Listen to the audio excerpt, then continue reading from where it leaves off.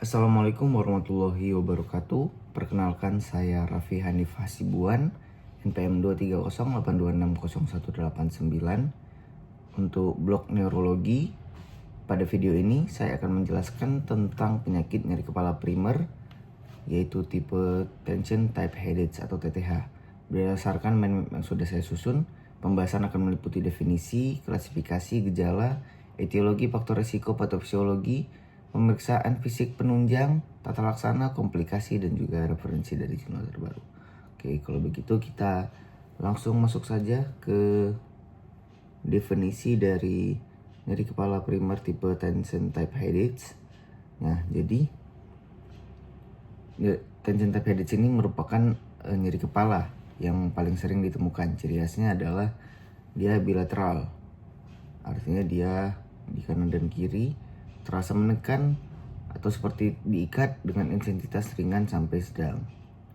Nah, biasanya nyeri ini tidak diperberat oleh aktivitas fisik rutin dan juga tidak disertai mual dan muntah, dan bisa disertai fotofobia atau fonofobia, tapi tidak keduanya sekaligus. Nah, berdasarkan frekuensinya, TTH dibagi menjadi episodik, ya jarang, itu kurang dari 1 hari per bulan, episodik sering, yaitu 1-14 hari per bulan, dan juga kronis lebih dari 15 hari per bulan.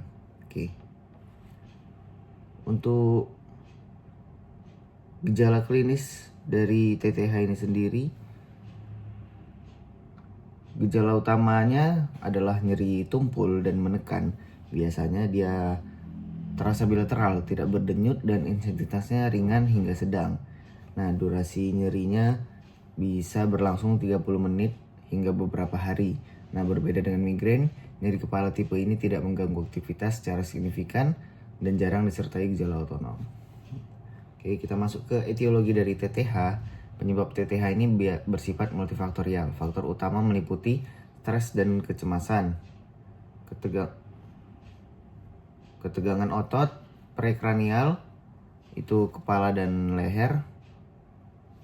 Pada TTH kronis terjadi sensitasi sentral sehingga ambang nyeri menjadi lebih rendah dan nyeri mudah muncul. Oke, faktor risikonya. Beberapa faktor risiko yang meningkatkan risiko terjadinya TTH antara lain stres psikologis karena kurang tidur, posisi tubuh yang buruk misalnya saat bekerja lama di depan komputer, kecemasan dan depresi, dan juga penggunaan analgesik berlebihan terutama pada TTH yang kronis. Oke, kita beralih ke patofisiologi dari TTH. Pada TTH episodik, mekanisme utamanya adalah kontraksi otot prekranial seperti otot temporalis dan juga otot trapezius. Sedangkan pada TTH kronis, mekanisme lebih dominan adalah sensitasi sentral, yaitu peningkatan respons sistem saraf pusat terhadap rangsangan nyeri. Selain itu, terdapat disfungsi sistem modulasi nyeri endogen dan gangguan neurotransmitter seperti serotonin dan juga dopamin yang berperan dalam persepsi nyeri. Oke, pemeriksaan fisik apa yang kita lakukan pada TTH? Umumnya pasien tampak dalam kondisi normal. Sering ditemukan nyeri kepala, nyeri tekan pada otot prekranial, terutama daerah temporalis dan juga trapezius. Pada neurologis, TTH biasanya normal tanpa defisit vokal. Pemeriksaan laboratorium yang dilakukan untuk TTH. Tidak ada pemeriksaan laboratorium spesifik untuk mendiagnosa. Namun, pemeriksaan seperti darah lengkap atau fungsi tiroid hanya dilakukan untuk menyingkirkan penyebab sekunder. CT scan dan juga MRI kepala rutin tidak dilakukan kecuali jika terdapat red flags seperti nyeri kepala progresif, defisit neurologis, atau onsetnya yang mendadak. Oke.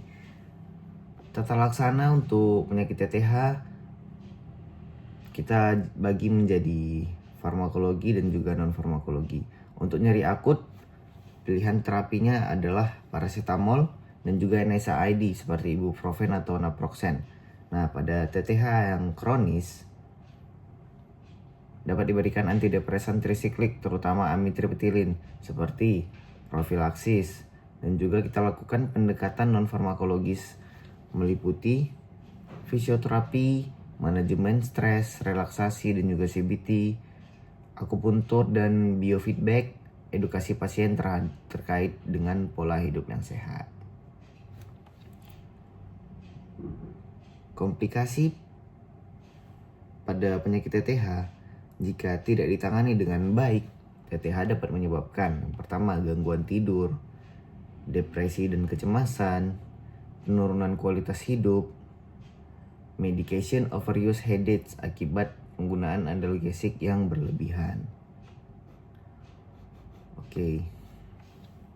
Nah, jadi sebagai penutup, sebagai kesimpulan, untuk tension type headaches ini merupakan nyeri kepala primer yang sering dengan mekanisme kompleks dan dipengaruhi faktor fisik maupun psikologis. Pendekatan terapi yang komprehensif sangat penting untuk mencegah progresi menjadi kronis. Nah, berikut adalah referensi jurnal yang saya gunakan tahun 2021, tahun 2022 dari Jensen, RH, dan juga dari Asina S. et al. Oke. Baik, cukup sekian untuk penjelasan mind map blok neurologi dari saya. Saya tutup. Bilai fisabil haq, fastabikul khairat. Wassalamualaikum warahmatullahi wabarakatuh.